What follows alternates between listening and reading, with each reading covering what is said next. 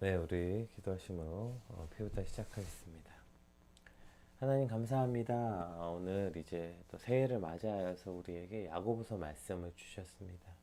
특별히 그리스도인으로서의 실천과 또 믿음의 실천을 강조하는 이 말씀을 통하여서 새해 우리가 말씀을 우리 삶에 온전히 실천하고 말씀대로 살아가는데 온 힘을 다하는 새해가 되게 하여 주시옵소서. 감사합니다. 예수님의 이름으로 기도드립니다. 아멘. 오늘 우리가 함께 살펴볼 말씀 야고보서 2장 1절에서 13절까지 말씀입니다. 내 형제들아 영광의 주 곧 우리 주 예수 그리스도에 대한 믿음을 너희가 가졌으니 사람을 차별하여 대하지 말라. 만일 너희 회당에 금가락지를 끼고 아름다운 옷을 입은 사람이 들어오고 또 남루한 옷을 입은 가난한 사람이 들어올 때에 너희가 아름다운 옷을 입은 자를 눈여겨보고 말하되 여기 좋은 자리에 앉으소서 하고 또 가난한 자에게 말하되 너는 거기서 있든지 내 발등상 아래 있으라 하면 너희끼리 서로 차별하며 악한 생각으로 판단한 자가 되는 것이 아니냐. 내 사랑하는 형제들아 들을지어다. 하나님이 세상에서 가난한 자를 택하사 믿음에 부요하게 하시고 또 자기를 사랑한 자들에게 약속하신 나라를 상속으로 받게 하지 아니하셨느냐. 너희는 도리어 가난한 자를 업신 여겼도다. 부자는 너희를 억압하며 법정으로 끌고 가지 아니하느냐. 그들은 너희에게 대하여 일컫는 바 그 아름다운 이름을 비방하지 아니하느냐. 너희가 만일 성경에 기록된 대로 내 이웃을 사랑하기를 내 몸과 같이 하라 하신 최고의 법을 지키면 잘하는 것이거니와 만일 너희가 사람을 차별하여 대하면 죄를 짓는 것이니 율법이 너희를 범법자로 정죄하리라. 누구든지 온 율법을 지키다가 그 하나를 범하면 모두 범한 자가 되나니 간음하지 말라 하시니가 또 살인하지 말라 하셨은즉 내가 비록 간음하지 아니하여도 살인하면 율법을 범한 자가 되느니라. 너희는 자유의 율법대로 심판을 받을 자처럼 말도 하고 행하기도 하라. 긍휼을 행하지 아니하는 자에게는 긍휼 없는 심판이 있으리라. 긍휼은 심판을 이기고 자랑하느니라. 아멘. 네, 이제 새해 들어서 저희가 야고보서 말씀을 묵상하고 있죠. 그래서 이제 1일, 2일에는 이제 피우다를 제가 하지 못했기 때문에 야고보서 말씀을 이제 잠깐 개관을 살펴보면 성경에 이제 야고보라는 인물은 4명이 등장합니다. 이제 그 중에서 성경을 기록할 만한 가장 유력한 인물로는 이제 2명, 예수님의 제자였고 요한의 동생이었던 사도 야고보, 그러니까 예수님의 제자 야고보가 있고요. 또 한 명의 야고보는 예수님의 형제였던 야고보. 이렇게 2명이 야고보서를 기록한 이 저자로 가장 유력합니다. 그 중에서도 보통 많은 사람들은 이제 예수님의 동생 야고보를 저자로 봅니다. 왜냐하면 사도 야고보는 이제 그 AD 44년경에 일찍 순교했기 때문에 이 예수님 야고보서의 저자는 예수님의 형제 야고보로 보통 결론을 내립니다. 예수님의 형제였던 야고보는 예수님이 계셨을 땐 불신자였죠. 그래서 예수님한테 찾아가서 같이 고향으로 가자 뭐 이러죠. 그러나 이제 부활하신 예수님을 만나게 되므로 이제 내 형이 예수님이 아니었고 그분 하나님이셨구나. 부활하신 예수님을 통해서 예수님을 체험하죠. 그리고서 예루살렘의 초대 지도자가 되었습니다. 당시 그래서 예루살렘의 지도자 하면 대표 지도자로서 베드로, 요한, 야고보, 여기서 야고보는 예수님의 제자 야고보입니다. 이렇게 3명이 당시 예루살렘의 가장 큰 교부, 대표 지도자였죠. 어쨌든 이러한 배경 때문인지 모르겠지만 야고보서는 본인이 어쨌든 예수님을 믿지 않고 불신자였다가 부활하신 예수님을 만났던 경험 때문인지 야고보서는 모든 서신 중에서도 그리스도인들의 신앙 윤리적 실천 의무를 가장 강력하게 강조하는 책입니다. 그래서 그 루터는 이런 실천적인 야고보서의 교리가 은혜의 율법, 즉 바울이 쓴 율법과 대치된다. 즉 로마서와 특별히 가장 부딪히는 말씀이다. 그래서 야고보서를 매우 지푸라기 서신이라고 말하고 야고보서를 설교하지 않았다고 합니다. 어쨌든 이 야고보서는 나중에는 심지어 이 윤리적 실천이 그리스도인이 믿음이 살았는가 죽었는가를 판단하는 기준으로까지 제시해. 우리가 잘 아는 것처럼 그래서 실천 없는 믿음 죽은 거다. 행함이 없는 믿음은 죽은 거다. 실천이 없으면 그 믿음은 죽은 거다 라고까지 말할 만큼 강력하게 제시하죠. 그래서 이러한 야고보는 신약의 잠언이라고 불리고 또 신약의 아모스라고 불리기도 해요. 이러한 이유 때문입니다. 특별히 이제 야고보서는 총 108절로 이루어져 있는데 그 중에 54절 절반이 명령형으로 되어 있을 만큼 실천적인 것을 강조하는 서신이죠. 오늘 새해가 됐어요. 그리고 새해가 된 우리에게 이러한 실천적을 강조한 야고보서 말씀을 주신 이유가 여기 있지 않을까요? 그럼 새해가 되면 수많은 계획들을 세우죠. 뭐 다이어트, 독서, 운동, 영어 공부. 새해가 되면 참 많은 계획들을 세워요. 이런 것들을 작년에 못했던 거 실천해야지. 그런데 오늘 우리에게 야고보서를 주신 이유는 이거 아닐까요? 이제 새해가 됐고 우리가 실천해야 되는 가장 우선이고 가장 기본이 되는 중요한 것은 바로 그리스도인으로서 이 땅을 어떻게 살아가야 하는지, 그리스도인으로서 이 땅을 살아가는 방식에 대한 실천. 오늘 제가 아까 얘기했던 이거 조금 어려운 말로 그리스도인들의 신앙 윤리적 실천, 이것이 우리 삶의 새해에 가장 먼저 실행되어야 되는 실천의 부분.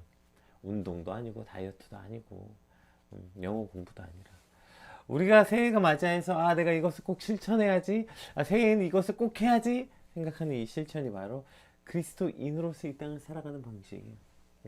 이것이 우리의 실천이 돼야 하는 것이다 라는 의미로서 오늘 우리에게 야고보서 말씀을 주신 게 아닌가 생각해요.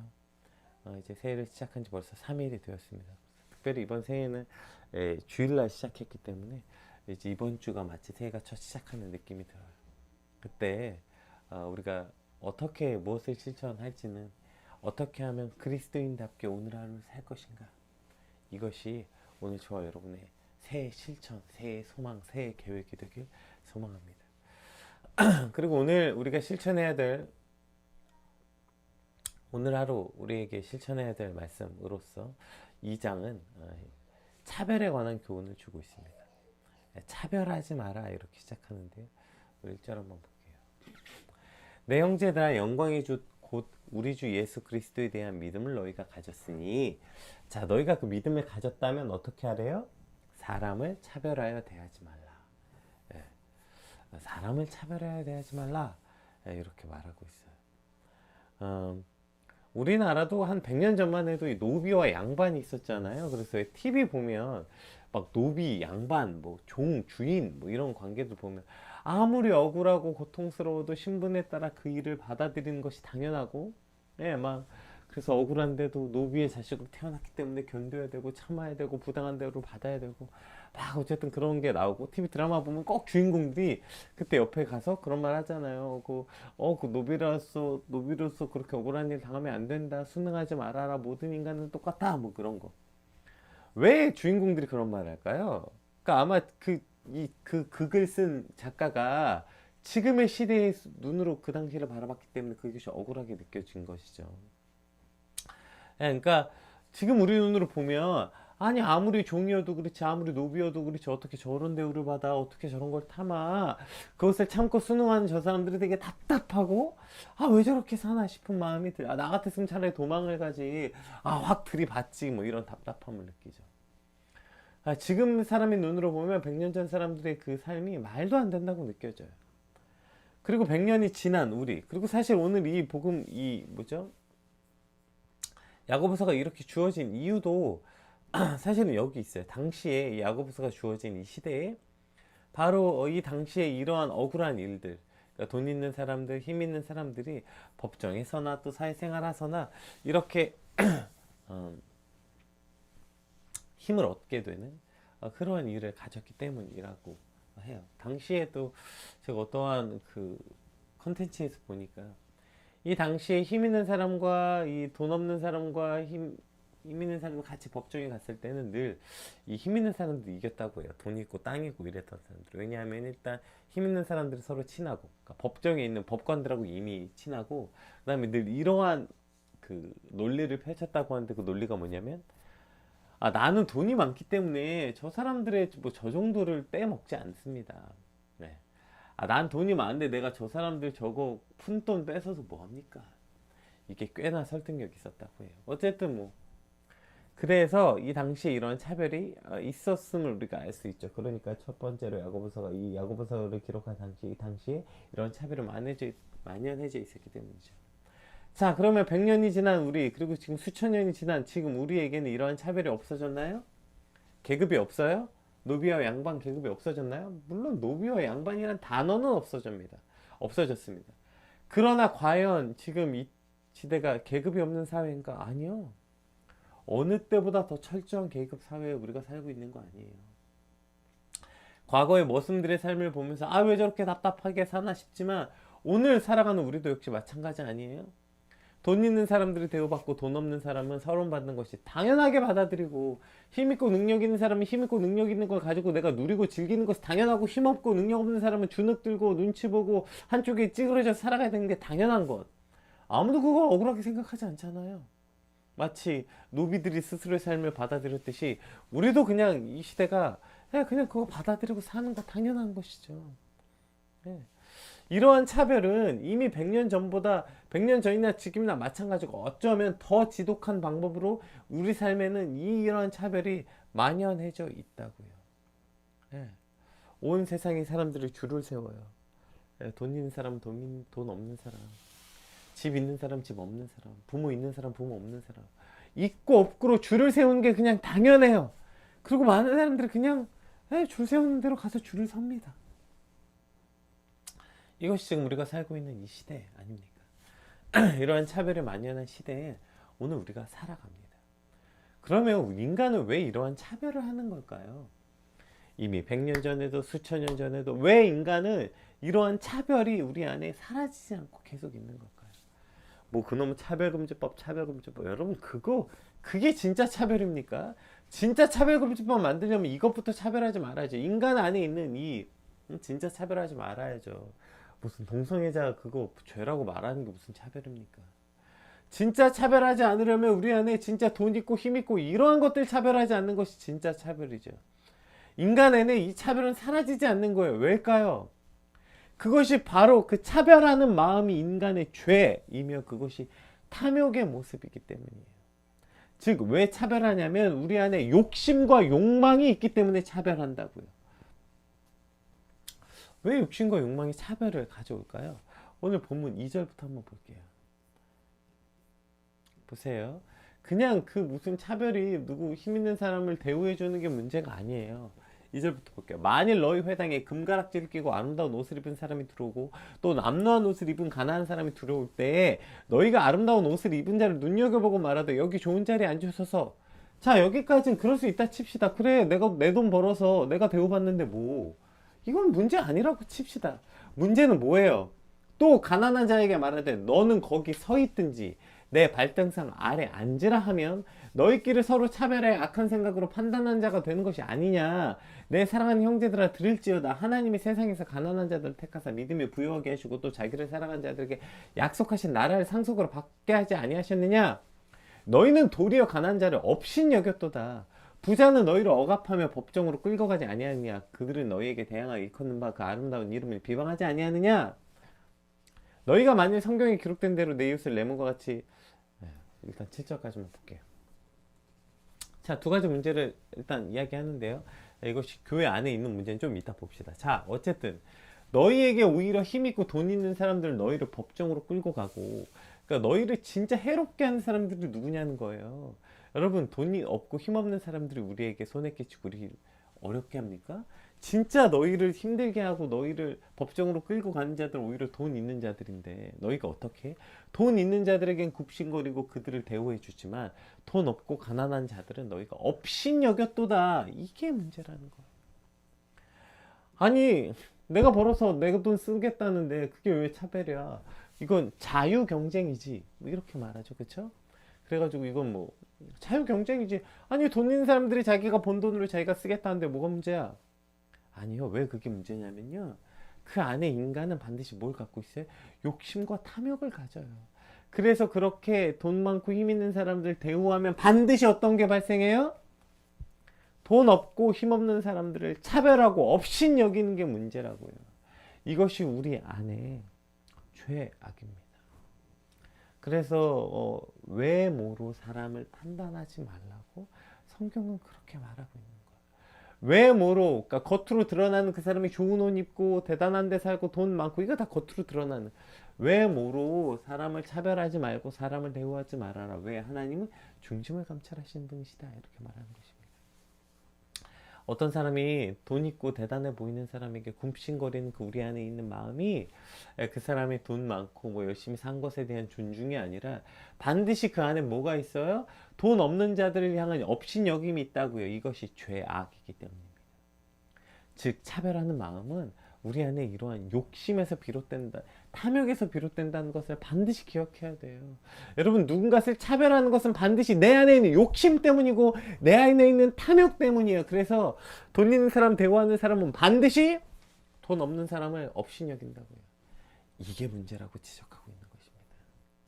여러분, 오늘 우리는 어떻게 대우하며 살아갑니까? 오늘 우리 눈앞에서도 마찬가지 아니에요? 힘 있는 사람, 네, 그 사람에게 여러분 굽신거리고 힘 있는 사람에게 주눅들고 힘 있는 사람에게 대우한다는 마음이 우리 안에 든다면, 이것이 내 욕심에서 비롯했구나, 반드시 깨달아야 돼요. 여러분, 그냥 힘 있는 사람에게 그냥 순응하고 있구나가 아니에요. 왜 우리가 그 사람에게 순응하고 그렇게 굽신거리냐면 내 안에 있는 탐욕과 욕심이 나도 그렇게 되고자 하는 갈망 때문이라고요. 그리고 그런 갈망은 반드시 뭘 가져오냐면 반드시 힘 없는 사람을 향한 업신여김으로 드러난다고요. 따라서 우리의 모습은 그 반대여야 한다고요. 오늘 본문은 뭐라고 말합니까? 형제들아, 하나님이 세상에서 가난한 자를 택하사 믿음에 부요하게 하시고 또 자기를 사랑하는 자들에게 약속하신 나라를 주었다. 그런데 믿음 있는 너희가 어떻게 그렇게 하냐? 자, 세상은 그렇다 치자. 세상은 욕심과 욕망에 이끌려서 힘 있는 자를 대우하고 힘 없는 자를 없인 여기는 게 세상이라고 말하자. 그러나 너희는 달라야 하지 않겠냐고 말하는 거예요. 왜요? 너희도 그러한 사랑을 받았으니까. 그리스도께서 너희를 없인 여기지 않고 그리스도께서 이 땅에 오셨던 것 뭐예요? 복음이 전파됨에 따라 복음이 들어가는 곳마다 무슨 일이 일어났어요? 차별이 없어졌죠. 예수님이 이 땅에 오셔서 행하셨던 삶의 모델이 뭐예요? 그분들이 예수 그리스도께서 이 땅에 오셔서 힘없는 자들, 죄인들, 가난한 자들, 의원은 아픈 자라야 쓸 데 있고 그래서 가난하고 힘없고 약한 자들과 늘 함께 먹고 마셨던 그분에게 바로 이 예수 그리스도께서 오셔서 그 은혜로 말미암아 그 가난한 자들을 세우시고 병든 자들을 고치셔서, 그래서 은혜가 있는 곳에 차별이 없게 하셨죠. 그래서 복음이 선포되는 곳에 어떤 일이 벌어졌습니까? 유대인과 이방인들의 차별이 없어지는 거예요. 남자와 여자의 차별이 없어지는 거예요. 심지어 나중에 오네시모, 우리가 잘 아는 것처럼 종과 주인의 차별이 없어지는 거예요. 이것이 예수 그리스도께서 이 땅에 오셨다고요. 왜요? 왕이신 그분께서 이 땅에 자기 비하를 통해서 가장 낮고 낮은 이 땅에 오심으로 이미 그분이 그 선을 깼어요. 차별을 깼다고요. 이 땅에 오셔서 예수님께서 이미 그렇게 사셨고 그렇게 행하셨다는 것입니다. 그렇기 때문에 그 은혜를 받은 너희가, 그 은혜를 받은 우리가 어떻게 그런 삶을 사냐. 특별히 오늘 뭘 예화를 첫 번째로 드려요? 성전 안에 일어난 일. 성전이 뭐예요? 그리스도께서 피값으로 내가 그렇게 하지 않으려고 죄인된 너희를 위해서 몸을 찢고 와서 죽었는데 그 대가로 받아서 살아있는 너희가 너희끼리 차별한다는 게 말이 되느냐? 이렇게 말하는 것이죠. 어떻게 교회 안에 이런 일이 벌어질 수 있겠느냐라고 묻고 있는 것입니다. 그리스도께서 가난하고 힘없는 자들을 위해서 이 땅에 오셨고 그들을 위해 피 흘려 죽으셨고 그로 인해서 하나님과 우리 안에 막힌 나무를 허셨습니다. 그리고 그것을 믿는 이들의 모인 공동체가 바로 교회예요. 너희가 그러한 값없이 받은 은혜를 받았으면서 어떻게 너희 안에 그러한 차별을 두느냐. 특별히 교회 공동체 안에 어떻게 이러한 일이 일어나느냐라고 말하는 것이죠. 오늘 특별히 우리가 돌아봐야 될 것, 우리가 오늘 우리 안에, 우리 교회 안에, 우리 공동체 안에 어떠한 모습들을 보고 살아가는지 눈여겨봐야 합니다. 교회가 세상과 제일 달라야 하는 지점이 바로 여기 있어요. 뭐 교회 오면 설교 듣고 교회 오면 찬양하고 교회 오면 기도하고 이것이 세상과 다른 것은 당연하죠. 이것은 형식의 문제고 교회 안에서 가장 기본적으로 일어나는 거. 그 복음을 들었어요? 그럼 그 복음이 교회 안에 먼저 적용돼야죠. 복음이 있는 곳에 무슨 일이 일어났다고요? 예, 이런 차별이 사라졌다니까요. 복음 있는 곳에 차별이 사라졌다니까요. 돈 있는 사람들이 자신의 소유를 팔아 가난한 자들과 함께 나누고 서로 자신의 소유를 주장하지 않고 모두 통용하는 세상. 이것이 초대교회에 일어난 일 아니에요. 교회 안에서도 여전히 옷 잘 입은 사람, 비싼 옷 입은 사람 대우하고 높은 자리에 앉으라고 하고 힘없고 가난한 자들에게 그들을 무시하고 멸시하는 일. 여러분 이 일이 어떻게 교회 안에 일어나느냐고 말하는 것이죠. 여전히 우리 안에 이런 간사한 마음이 있는 거 아니에요.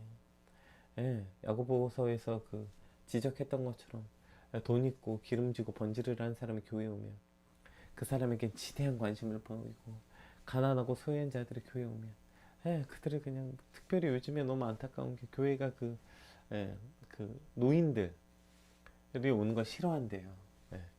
왜냐하면 노인들이 오시면 교회 오셔서 몇 년 안 있다가 돌아가시잖아요. 노인들이 오셔서 봉사를 할 수 있는 것도 아니고 노인들이 오셔서 헌금을 할 수 있는 것도 아니고 노인들은 오히려 오시면 손이 많이 가죠. 신방도 많이 가야 되죠. 게다가 이제 장례 치러야 되니까요. 그래서 노인들이 많이 오는 걸 교회에서 싫어한대요. 사실 저희 뭐 1, 20년 전까지만 해도 오히려 교회가 애들 싫어했다 그랬거든요. 애들이 와서 헌금도 못해, 애들도 봉사도 못해, 애들 손도 많이 가, 돈도 많이 들어. 그래서 애들보단 어른들을 좋아한다 뭐 이런 얘기 했는데 이제는 이게 바뀌었대요. 하도 교회에서 어린이는 교회의 미래다, 저기가 미래다 하니까 그건 다 공감이 되는 거예요. 그쵸? 저 아이들이 자라야 교회에 미래가 있으니까.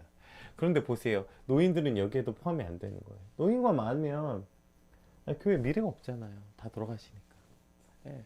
그래서 노인들이 오는 걸 싫어한다. 이러한 게 이제 요즘 교회랍니다. 그래서 노인들이 교회 오는 걸 굉장히 부담스러워한다고 해요. 여러분 언제부터 교회가 이런 곳이 되었습니까? 무슨 어린이가 무슨 주일학교가 교회의 미래다. 여러분 이 말은 뭐지? 주일학교를 무시하니까 했던 말이에요. 근데 지금은 진짜 계산적으로 맞아. 저 아이들이 자라서 교회 일꾼들이 되니까 교회의 미래다. 여러분 이렇게 생각합니다. 노인들이 교회 안에 살 곳이 있습니까? 여러분 그런 말도 우리 안에 있는 저 욕심에서부터 비롯돼서 나오는 거예요. 주일학교가 있어야 교회가 부흥된다. 주일학교가 있어야 교회가 교회의 미래다. 아니요. 교회의 미래는 오직 하나님 손에 있는 것입니다. 주일학교에 있는 게 아니고요. 노인들이 많다고 교회의 미래가 없는 것도 아니고요. 근데 우리 안에 이러한 계산적인 탐욕으로부터 비롯돼서 교회 안에서도 이러한 간사한 모습들이 있는 거 아니에요. 그래서 노인들이 오면 좋아하지 않고 여러분 교회가 이런 곳이 되면 어떡합니까? 우리 앞에 만약에 교회 앞에 냄새나는 노숙자들이 오면 그것 가지고 그냥 저 빨리 나갔으면 좋겠다 이런 마음이 드는 이 간사함들. 물론 노숙자가 왔는데 냄새가 안 날 수 없죠. 코를 안 막을 수는 없습니다. 여기까지는 어쩔 수 없어요. 당연하죠. 그런데 문제 그것을 어떻게 수용하냐고요. 거기까지는 어쩔 수 없는데 진짜 문제는 그것이 바깥으로 표출되고 그래서 그 사람들을 무시하고 빨리 갔으면 좋겠고 심지어 그렇게 한 내 행동에 아무런 죄책감이 없는 게 문제라고요. 교회 안에 노인들이 있고 노숙자가 있고 힘없고 가난한 자가 들어왔을 때 우리가 첫 번째 순간적으로 드는 감정은 어쩔 수 없다 치자고요. 그런데 그것을 아무런 죄책감 없이 바깥으로 표출해내는 거, 이것이 정말 문제라고. 가난하고 힘없는 사람들이 오면 물론 우리 안에서도 그런 마음이 순간적으로 냄새가 날 수 있죠. 또 제가 지금 태국인 생각하다 보니까 태국인들이 먹는 음식들 그 사실 진짜 역한 음식 그 냄새가 나오면 어쩔 수 없이 처음에 드는 생각이 있어요. 그랬을 때 그 다음에 그것을 바깥으로 표출하고 아무런 죄책감 없이 들고 나가 이렇게 그들에게 죄책감 없이 여기는 거, 이것이 문제 아닙니까? 만약에 하나님이 여러분 우리를 그렇게 대하셨다면 어땠겠어요? 죄로 가득한 냄새, 노숙자보다 우리 안에 있는 죄악의 냄새가 더 가득하지 않겠어요? 그런데도 예수님은 우리를 참고 품고 안아주셨다고요. 그래서 우리가 교회라는 이름으로 모였다고요. 그 사랑과 차별 없는 은혜를 받아서 교회라는 게 생겨졌는데 그 차별 없는 은혜와 사랑을 받아서 네가 이제 조금 씻었다고 누군가를 향해서 다시 차별하는 게 말이 되느냐, 그것이 교회 공동체가 되는 게 말이 되느냐, 이렇게 묻고 있는 것입니다. 오늘 우리 공동체는 어때야 합니까? 참 안타까워요. 언제부터 너는 나이 안 먹을 거예요. 특별히 이제 제가 그런 교회를 지금 담당하고 있어요. 노인들이 아주 많은 교회. 그러다 보니까 답답한 것도 있고요. 때로는 말이 안 통하는 것도 있어요. 근데 제가 너무 안타까운 건요. 그런 노인들 대할 때 이 젊은 사람들의 태도, 저희 교회도 젊은 청년들도 많거든요. 그냥 뭔 말이냐. 그 얼굴에 써 있어요. 뭔 말이야. 무시, 짜증. 이게 그냥 얼굴에 그냥 막 나타나 있어요. 물론 순간적으로 그런 생각이 들 수 있지만 그것을 겉으로 표현하고 그것을 표현한 것에 대해서 아무런 죄책감과 거리낌을 느끼지 않는다면 여러분 그것이 바로 차별이에요. 그렇게 만약에 네가 오늘 그 노인을 대한 그 태도 그대로 하나님이 널 대하셨다면 우린 다 죽었을 거예요. 우리는 훨씬 더 그 차별을 받았을 거예요. 근데 우리는 하나님께 차별하지 말라고. 왜 차별하냐고. 왜 돈 있는 사람 차별하지 말고. 하나님은 죄인인 나를 차별하지 말아달라고. 나는 당당하게 그렇게 말해놓고 왜 우린 누군가를 차별합니까?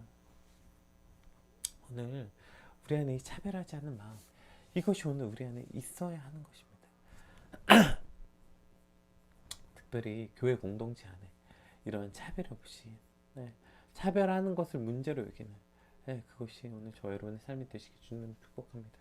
우리 뒤에 것만 빨리 읽어볼게요. 너희가 만일 성경에 기록된 대로 내 이웃을 사랑하길래 몸과 같이 하라 하신 최고의 법을 지키면 잘하는 것이오니와 만일 너희가 사람을 차별하여 대하면 죄를 짓는 것이 율법이 너희를 범법자로 정죄하리라. 누구든지 온 율법을 지키다가 그 하나를 범하면 모두 범한 자가 되나니 간음하지 말라 하시니가 또한 살인하지 말라 하셨으니 내가 비록 간음하지 아니하였어도 살인하며 율법을 범한 자가 되느니라. 너희는 자유의 율법대로 심판을 받은 자처럼 말도 하고 행하기도 하라. 긍휼을 행하지 아니한 자에게는 긍휼 없는 심판이 있으리라. 긍휼은 심판을 이기고 자랑하니라. 아멘. 이제 오늘이 두 번째 문제. 그러니까 이것이 차별이 이러한 차별이 오늘 이 땅에도 있고 우리도 이런 것이 죄로부터 시작된 것이구나. 두 번째 이것이 교회 안에 일어났을 때 얼마나 큰 문제냐는 거죠. 그 다음에 이제 이 세 번째가 바로 이거죠. 그러니까 오늘 우리가 어디에 내 시간과 에너지를 쏟고 있는가. 죄를 향해서 우리가 차별하게 되면 어떻게 돼요? 너희가 사람을 차별하여 대하면 죄를 짓는 거래요. 너희가 사람을 차별하면 죄를 짓는 거래요. 왜요? 그리스도께서 이미 내 이웃을 내 몸과 같이 사랑하라고 말하셨기 때문이라고 말하는 것입니다.